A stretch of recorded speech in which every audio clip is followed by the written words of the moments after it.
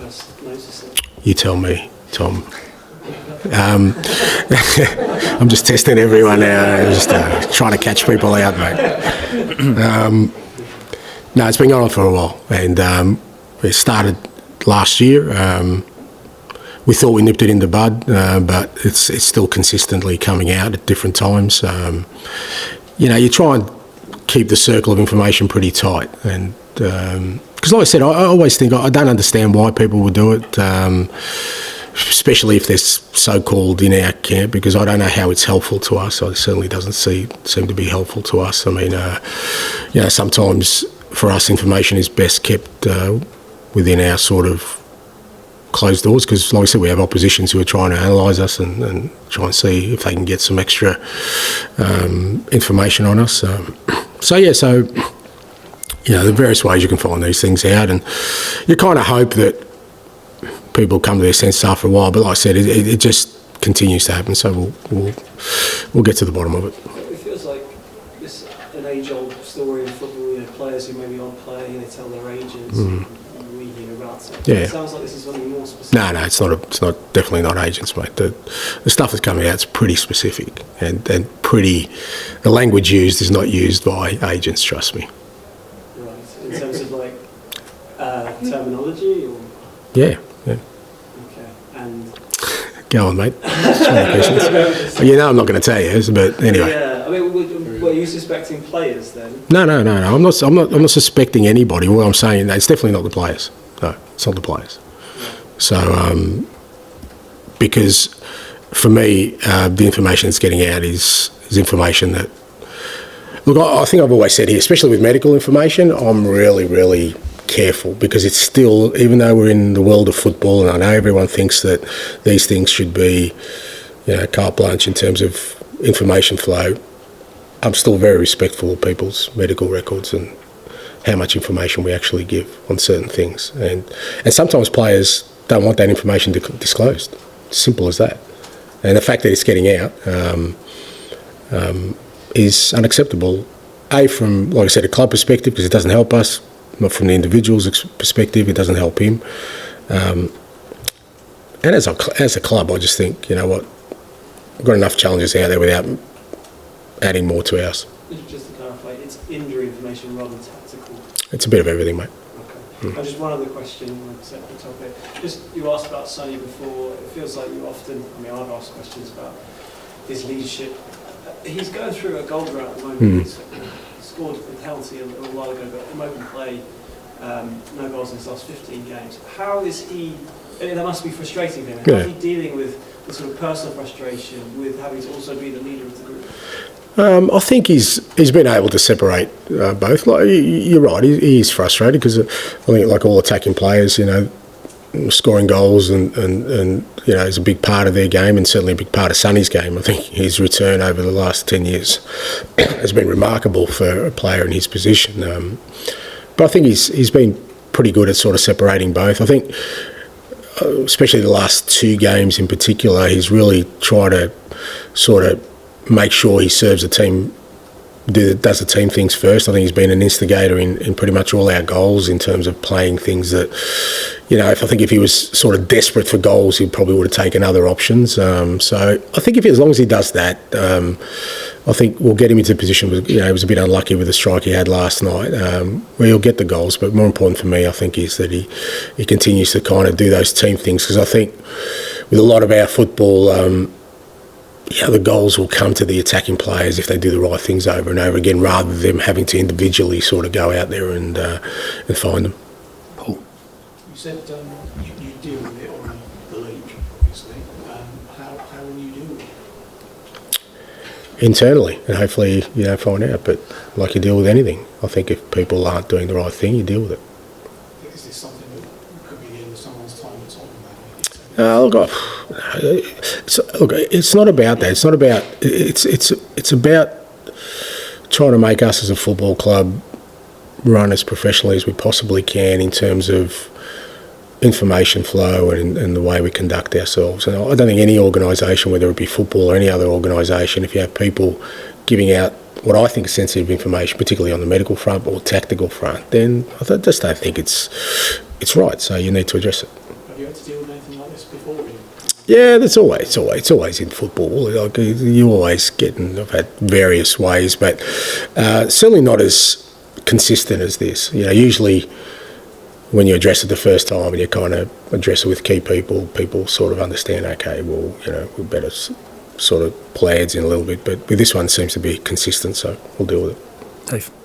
Just following on that, this talks to culture, doesn't it? One of the most important things at any organisation, not just football.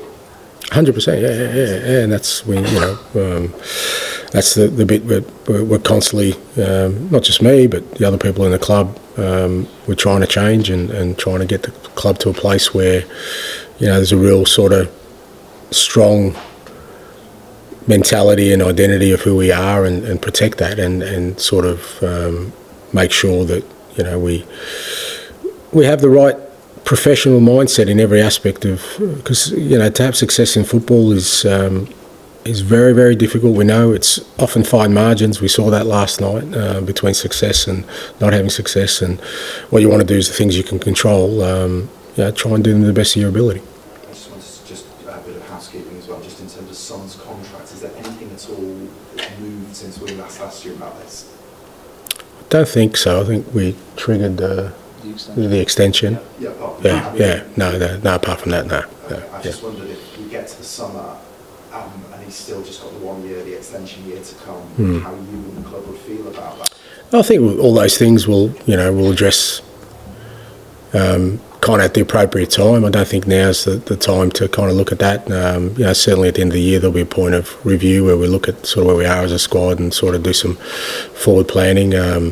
If I'm here, mate. And kind of look at what next year looks like and beyond, and, you know, I'm sure Sonny will be part of those discussions. John. With the mole, have you had to... The mole. Gone from the leak to the mole. Leaky mole. That's a woman. Have you had to do a Colleen Rooney and set a false trail of information? That's how she dealt with her. Has it been anything like that? No.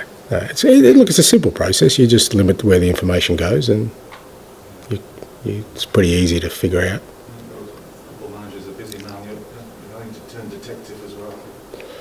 There's always a bit of detective work in football management. Like I said, I really just going back to, you know, I think it's a cultural piece. I think, you know, I'm big on, you know, creating a culture of success, and I don't think successful organisations behave in that manner. Who is your go-to detective if you're reading or watching TV? Do you have one? Oh, no. Reacher. Just get out the big bat and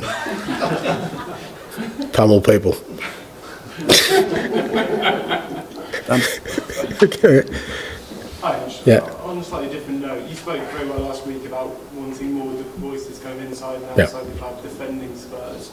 I wonder kind of to what extent, you know, those voices can kind of be working behind the scenes at organisations like the Premier League and UEFA, kind of the bits of football we don't see to sort of push the club's interest. I mean, is that something you think Spurs do kind of well enough?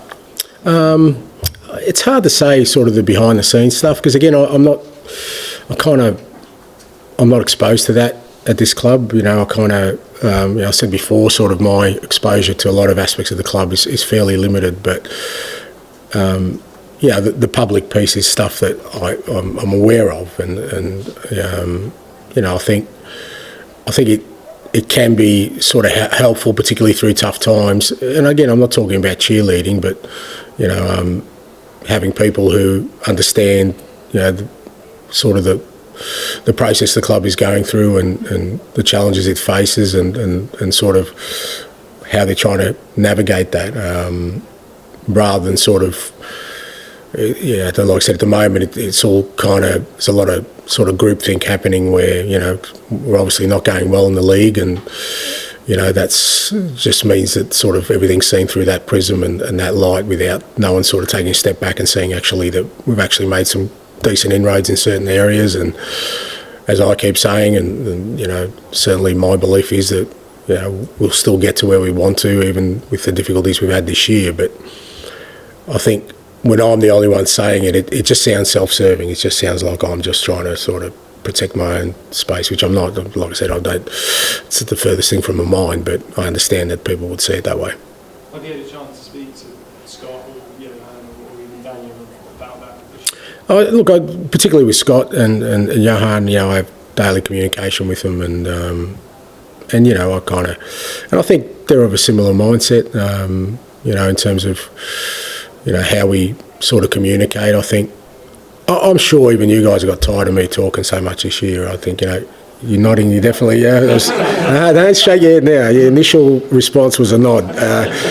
And I understand that, because, I mean, you know, Anthony and I say, you know, I was up last night, I'm up today, and it seems a lot of managers as well, not just me, we're spokesmen for pretty much everything that happens at a football club. And I'm okay with that, but a lot of things I got no exposure to, so it's not even right that I should be addressing them. But, you know, I think with the way football's going, and you know, it's obviously becoming a massive industry, and there's so many things within the mechanisms of every football club. Having just the one spokesman for it doesn't make sense to me, whether that's internally or externally. But yeah, you know, we have discussions about, you know, how we can navigate and sort of communicate better moving forward.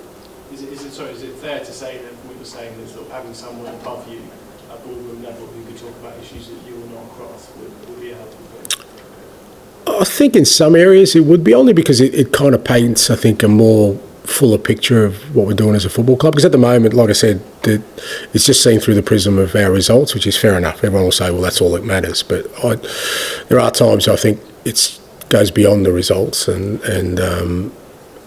understanding where we're at as a football club and what we're trying to build and sort of what our strategy is, and that maybe gives people an idea, okay, well, that's why they're making the decisions they are right now. Thank you. Elias, to finish, please. You know, regarding Wolves, obviously it's a team that's kind of struggled towards the bottom of the Premier League for most of the season, but still aside with, you know, lots of quality, they've got 3 players who frequently play for Brazil, you know, full of internationals. And for a side that's trying to, I suppose, balance 2 tournaments like you are at the moment, is that kind of a unique challenge in the Premier League, that you face teams from the top to the bottom that just have so much quality? Yeah, absolutely. I think that is the beauty of the Premier League. I mean, I think obviously this year, and I guess last year, the 3 promoted teams have really struggled. But I think in between that, you've certainly seen an evening up this year of, you know, clubs who are very, very competitive, irrespective of their position on the table. And for clubs like ours, who, you know, we obviously went through a really tough time with injuries, who are depleted, that means that you're really sort of vulnerable against every team, you know, potentially dropping points and not getting results. Because like I said, the quality within, you know, even sides down sort of towards the bottom end of the table is still very, very high. You know, I think Wolves have got some outstanding individuals who could fit comfortably into teams in the top half of the table for sure, but they're not the only ones, you know, whether it's all the other teams in and around there. And so that's the unique challenge of the Premier League. But I think that's why we enjoy it, is that, you know, for the most part, every game is pretty competitive. And on Mikey Moore, obviously, hasn't seen action very much recently. Is it just a case of, you know, players coming back in the 17-year-old just finding its way back in like the natural pecking order? Yeah, not so much natural pecking order, but yeah, it's sort of understanding that, you know, we've exposed Mikey a hell of a lot more than I thought we would at the start of the year. You know, he only sort of just started playing under 21 football last year, and he had some injuries, didn't play a lot. So it was kind of touch and go at the start of the year. Do we let him sort of bet in with the 21s, or give him a, you know, a loan, or keep him with us? But I felt that if we kept him with us, and my thing was let him train with us for a year, you know, train with men, train in the first-team environment, see how he adapts, and at the end of that, he'll still be 17 or 18, and, you know, we can make decisions. But he's played a lot more than we thought. But he's still very much part of our sort of setup in the first team, and it's training every day. And I think we'll see the benefits of that to years to come. You know, we don't need to be in a rush with Mikey. He's a very talented player. He's working hard. I think physically, I still sense like he's growing into his body. I think, yeah, we've seen with Lucas this year, you know, the difference in 12 months in young players is quite transforming. So I think Mikey will be in a similar kind of boat, but, you know, we're still very happy with him, and, you know, we're sure we'll keep developing.